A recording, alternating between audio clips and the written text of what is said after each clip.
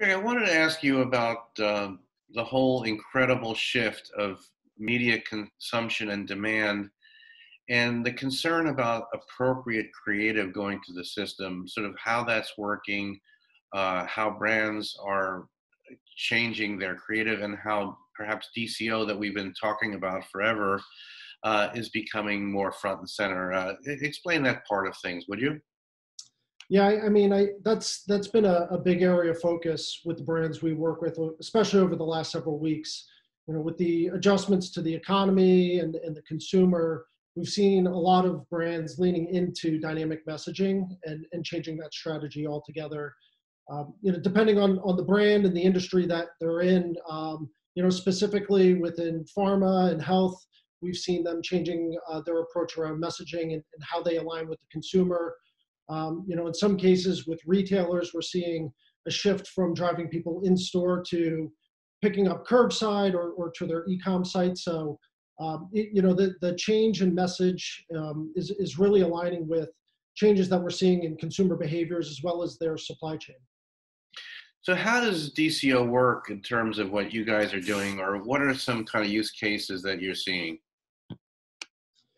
Yeah, so the biggest thing is the message itself, but some of the things that we're doing is templatizing that approach for the brands and allowing different types of messages to be fed in based on the consumers they're reaching, and how they're trying to drive different types of performance metrics for their campaigns.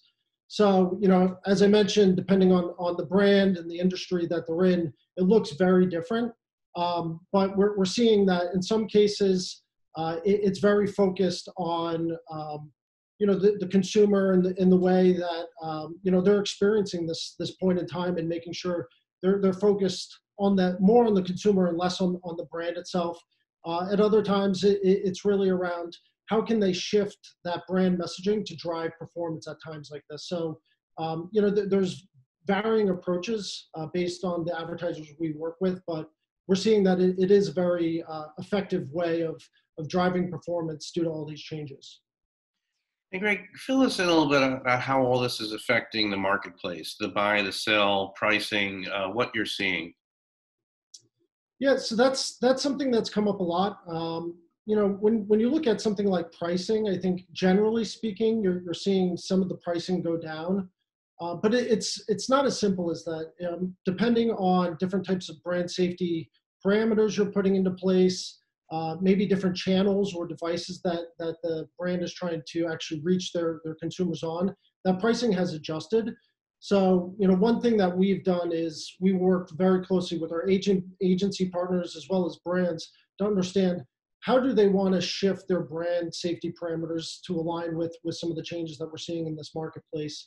We're seeing that some brands are actually leaning into it in a very big way, wanting to align with COVID messaging and news sites. Others want to steer clear of it. And so depending on that strategy, we're actually seeing in some cases prices increase, and in other cases, much more efficiency in the marketplace.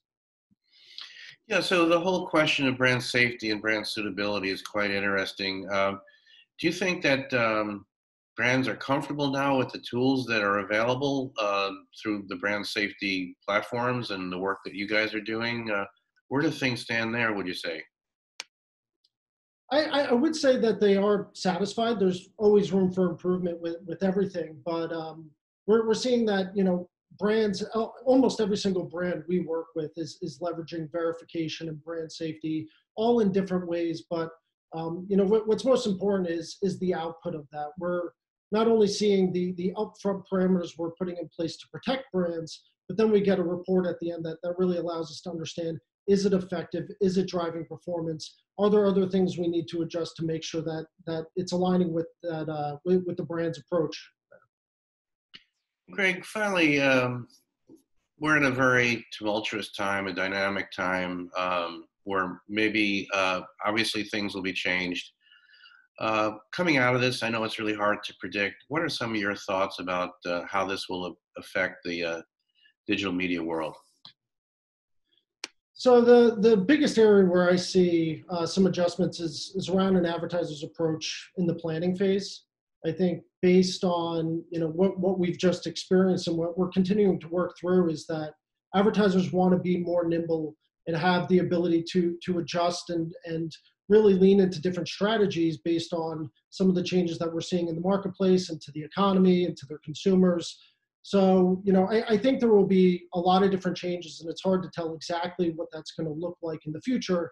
But one area where I think we will see some adjustments is in the approach around planning, and how advertisers want to adjust for any type of changes that they may occur, in their approach and in the economy or marketplace itself. Finally, tell us a little bit about what's happening with Xaxis, the scope. I know you guys are evolving as we all are. Just give us a quick update on the scope of the business, what you guys are up to. Yeah, well, there's a lot of different things taking place. Always looking to launch, new proprietary solutions. One thing that we're continually invested in is Copilot, which is our proprietary AI, and that's been a very important tool for us, especially at this point in time.